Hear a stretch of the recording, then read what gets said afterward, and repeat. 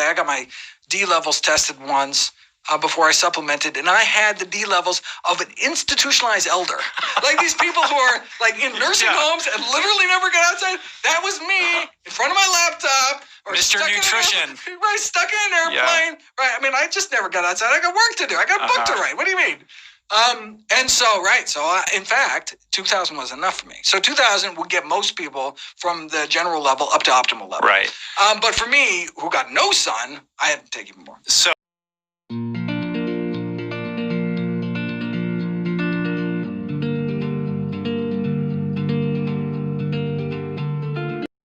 So I've done several videos, several actually very recent videos based on veganism and the insufficient amount of certain micronutrients, minerals, etc. So today I want to concentrate on vitamin D specifically because I was watching a podcast with Dr. Greger. Now, Dr. Greger is a gentleman who actually did his medical residency. However, upon graduating, never went into any clinical practice, went straight into plant-based advocacy using an appeal to authority, basically the MD at the end of his name, to create some sort of authority. And you will respect my authority. What's not well known is that medical doctors are not proficient in nutrition. Not to mention nutrition and dietitians are trained in universities that back up the age-old lie about saturated fat, about cholesterol. The graduating dietitian and nutritionist will basically be following the calorie in, calorie out, everything in moderation, move more, avoid saturated fat, avoid cholesterol, and limit the amount of meat that you're eating. These are the echo chambers that the nutritionists and dietitians will hear over and over, and it's all propaganda. If you've been on my channel, you understand my point of view, and I hope that I've shown you the evidence through my videos to help motivate you to make your own informed mind up and further research, because nothing on YouTube that you are watching you should take as fact, but YouTube is useful because it's a way of communicating with many different people on certain topics, and you might be interested, if you hear some claim about a topic,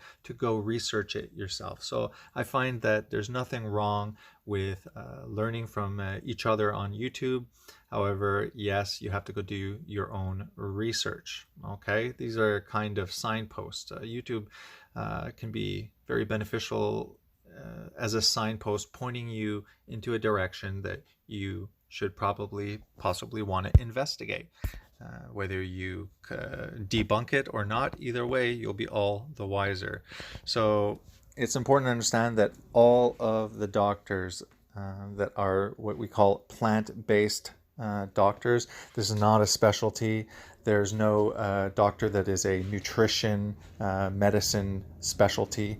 This is just doesn't exist, but you'll often see this. All this to say is that Dr. Greger, being the holy savior of veganism, published novel after novel on plant-based and veganism.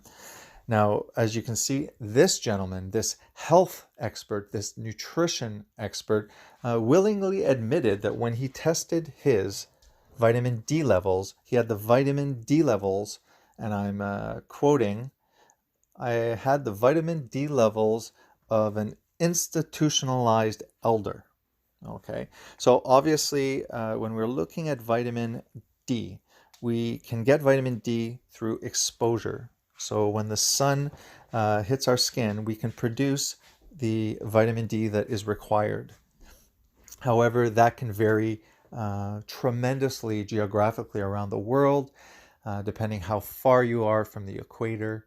As you're close to the equator, you're going to be able to have a lot more of the sun exposure at the right strength to give you vitamin D. So if you are able to be out in the sun, and it's in a geographical area where vitamin D, if it touches your skin, can be produced, then you really don't have to worry about getting adequate vitamin D levels in your blood through nutrition.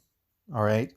So when we look at the plant kingdom, we'll see that they only have vitamin D2.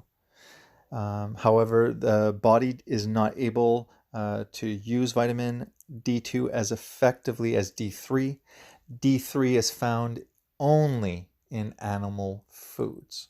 So we are not living on the equator, okay, as science suggests that this is possibly where the dawn of humanity occurred in Africa.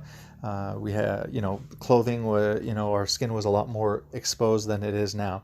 So, but now in the modern world, in Canada, where I'm living, for example, very, very limited amount of time during the summer, peak summer, that I can get the vitamin D levels through the sun. But in modern times, nobody, I repeat, nobody is getting vitamin D effectively and efficiently through the sun. We have to wear sunscreen. We've been told to wear sunscreen. I have my thoughts on that that I'll keep for another video. But we're covering ourselves. We're avoiding the sun because of fear of skin cancer. The high omega-6 diet, mainly from seed oils that are just pumped into everything nowadays, into modern foods. This also, your body cannot transform polyunsaturated fatty acids, omega-6, into anything else. Therefore, it has to be stored as omega-6 inside the body. And when that's done, you will get high concentrations of the omega-6 under your skin. Your skin has a fat layer underneath there, and depending on what sorts of fats you're providing will determine the fat composition that your body is made of. And too much omega-6 hanging around your body will cause inflammation and will oxidize, especially when exposed to heat and sun. That is pretty much the reason why cancer rates are going up. In my opinion, it is because of the seed oils that are now 10% of the calories that we are consuming.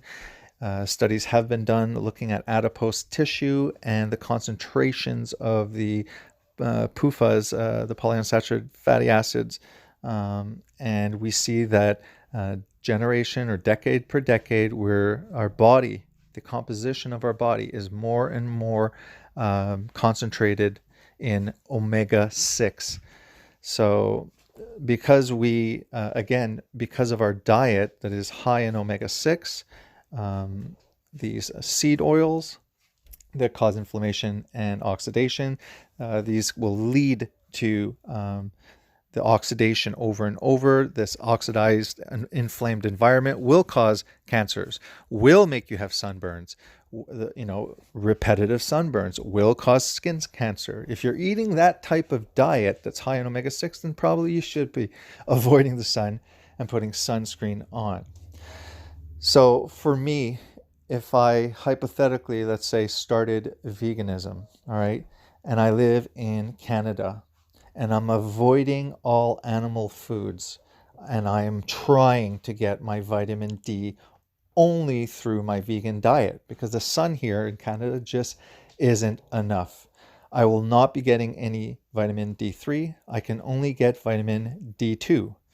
D2 is not as effective or efficient at increasing actual vitamin D levels in the blood.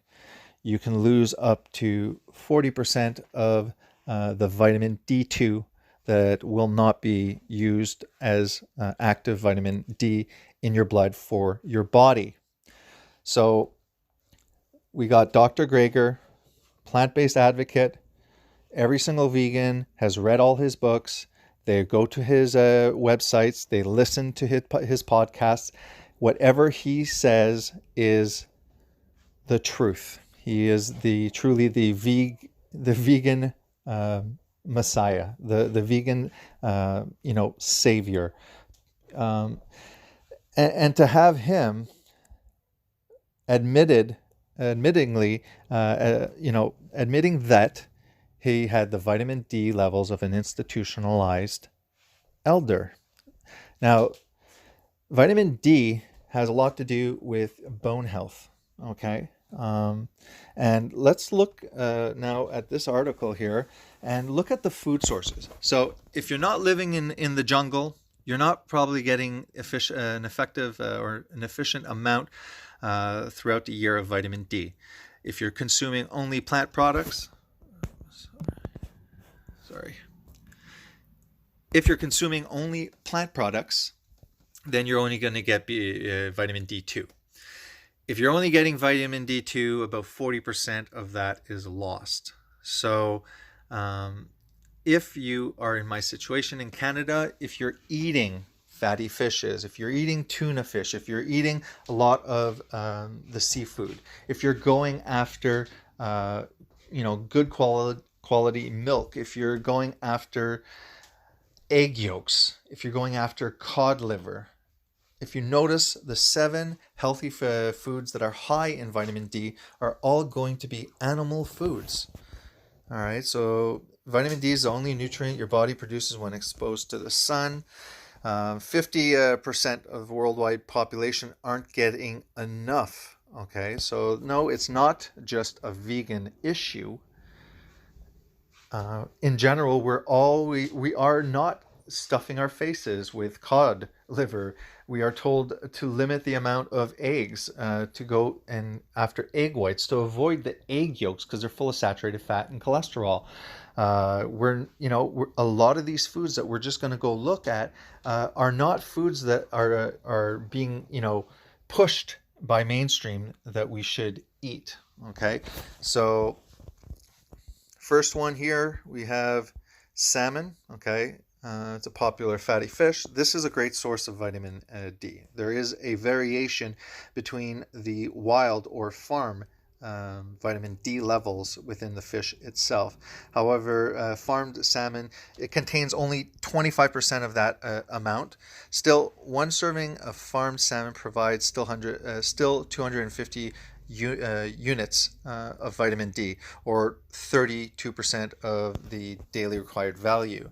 So we see that we got salmon here, that's a great source. We got herring, we got sardines, that are all great sources. If you are getting that, unfortunately, we don't live in a perfect world. So we do the best we can, and unfortunately you'll probably be buying canned sardines and canned tuna. So our oceans are not as clean as they used to be. It's another reason why you might be also justifiably limiting some of the fish and just not going full pescatarian, chilling out a little bit, unfortunately, on the fish that used to be extremely nutritious. Might have to be an option, but we still can incorporate, if we're in an omnivorous diet, some of these healthy fatty fishes. And on top of it, if you're avoiding the polyunsaturated omega-6 fats, then you will be able to go out in the sun and you will not burn. Do this, gradually and see how your skin responds. But I've done it, and I noticed this last year, and I tried this year, and I was out in the sun all damn day, sun beating down, never got sunburn, never had painful skin, never peeled, just got darker. And yeah, I went through the whole season that way, and that is attributed to the avoidance of all of the seed oils and concentrating primarily on animal fats, really, to get the everything, basically, the omega-6, 3, whatever you like. So again, cod liver oil, something I incorporate regularly, is actually cod liver in a can that it has the oil in it. We have the tuna fish. Okay. Great source. We have the egg yolks, another great source, where depending on the outside exposure, sun exposure to the chickens themselves, we can have varying vitamin D levels in that respect. Also, if you're looking towards the vegan option, the vegan solution, you could look at mushrooms, but don't forget, mushrooms again are not vitamin D3. They're a good source of vitamin T2, which again, as I said, 40% of that vitamin D2 is not going to be increasing your vitamin D levels in your blood. Okay, so you can see that over here. Though vitamin D2 helps raise blood levels of vitamin D, it doesn't. It may not be as effective as vitamin D3. Okay, so what am I doing if I'm Canadian every day trying to get my daily dose of vitamin D? So I'll be eating a crap ton of mushrooms, right? That's how, and then I'll be eating fortified foods. Okay, so natural sources of vitamin D are limited, especially if you're vegetarian or you don't like fish. Fortunately, some food products that don't naturally contain the vitamin D are fortified with this nutrient. Okay, so now we're looking at fortified foods. Okay, they actually do fortify cow's milk, and that's because they know that there is usually a vitamin D deficiency, and they increase the vitamin D by fortifying the milk, because we are always encouraged to drink milk. Don't forget that vitamin D is a fat-soluble vitamin. So if you think you're drinking skim milk and getting a good amount of those fat-soluble vitamins absorbed, then you're seriously mistaken. The Soylent slop, some orange juice again, where you're getting the vitamin D2. Cereals and oatmeal, again, devoid of actual nutrition. Is just a bunch of processed carbs that will basically go in like a bunch of sugar. But certain cereals and instant oatmeal are also fortified. So if you're looking at the vegan, okay, I'm going vegan tomorrow. I live in Canada. I need to get vitamin D3 or vitamin D levels elevated. What will I do? Well, I can't rely on the sun, so I am going to be scarfing down mushrooms. Not only mushrooms, the mushrooms have to have a high amount of sun exposure to have any amount of vitamin D within the shrooms. What else is fortified? So vitamin D is very important because calcium can't be absorbed if you're not getting vitamin D. So they work in tandem.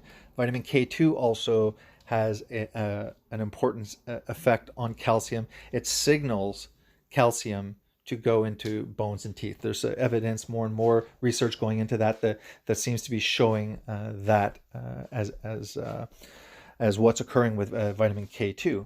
By the way, vitamin K2 is not found in the plant kingdom. Vitamin K2 is only found in animal foods. The only exception is natto, which is bacterial fermentation that produces. So the bacteria in fermented soybean will produce some K2. So if you were a vegan, then you're going to have to be consuming a lot of this natto, which is fermented soybean. There's some trace amounts of K2, I think, also in sauerkraut that's fermented. Again, it's always the bacteria that are producing these nutrients. So very important for calcium. So this has to do with bone health. Basically, your bones will become soft and brittle if you're not getting an effective amount of vitamin D. You need vitamin D, or else the calcium that you're eating is not going to be absorbed. You need the K2, not found in in plant foods, also to, once the calcium and vitamin D work together to get that absorbed, then you need another signaling vitamin to put it where it's supposed to go. So a lot of the fat soluble vitamins kind of act like hormones or signalers, signaling many processes.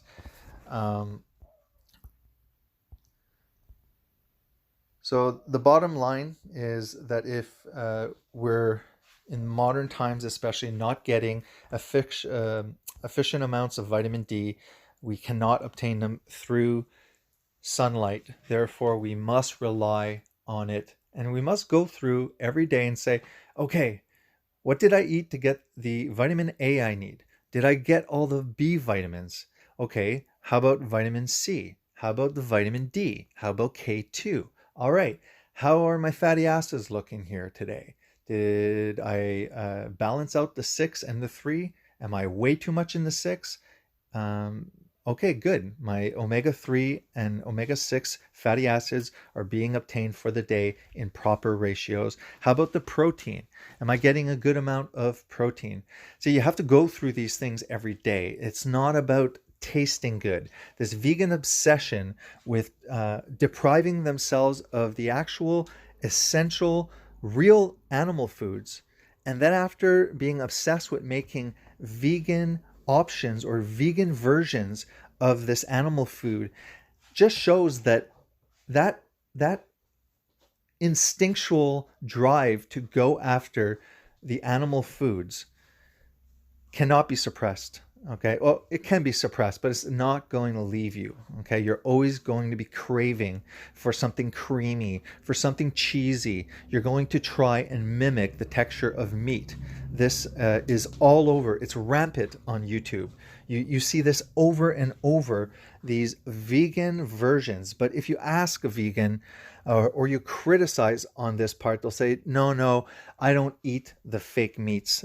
No, I don't. Yet when you actually see the vegans, whether they're eating junk food, which is usually vegan friendly, or, just a bunch of noodles that are possibly fortified with 1 or 2 nutrients, this is the issue with vitamin D. We have it from the mouth of the holy Dr. Greger, the vegan god, the vegan messiah, himself admitting, being on a vegan diet, that he had the D levels of an institutionalized elder. Yet he's the one that's going to try and make us worry about getting butt cancer from red meat and all of the other ridiculous claims that are unsubstantiated and cannot be proved in any randomized controlled trial. There are merely correlated or associations, meaning that when you plot two things on a graph, if they both kind of follow the same linear direction, then there's an association. That they could be completely unrelated to each other, and you can still have associations. Okay, so just wanted to point out that it's not just about vitamin B12 on a vegan diet. I'm going through the vitamin D3. The problem now with vitamin D3, we cannot rely on vitamin D3 from the sun all year round. This is a very small area of the earth has that luxury, and that's the concentrated, as we concentrate towards the center or the equator, you're going to have the luxury of receiving a lot more of the vitamin D3. But me in Canada, most of the people over here in the West, people that have, winters, seasons, don't tell me to go vegan to make me run after my vitamin D2, sources. And then after, if it's not efficient, what am I supposed to do? I'm supposed to eat whole food, but now I have to eat fortified food, which is processed food that's been fortified, or I have to buy a supplement. But vitamin D2 supplements are not that effective at raising blood levels anyways. And there's issues also about these synthetic vitamins. When I take a vitamin, I see vitamin K. I didn't know that it was just vitamin K1 and not K2. Same thing with vitamin D. I took a vitamin and I looked at it, and there's no vitamin A in there. It's just beta carotene, which is a precursor to usable form of vitamin A.